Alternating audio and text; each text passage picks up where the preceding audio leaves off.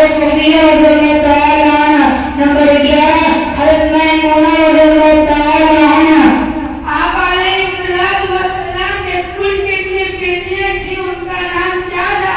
آپ علیہ السلام کے کل 4 بیٹیاں تھی اور ان کے نام یہ ہیں: نمبر 1 حضرت زینب رضی اللہ تعالی عنہ، نمبر 2 حضرت رقیہ رضی اللہ تعالی عنہ، نمبر 3 حضرت ام کلثوم رضی اللہ تعالی عنہ، نمبر 4 حضرت فاطمہ الزہرا رضی اللہ تعالی عنہ۔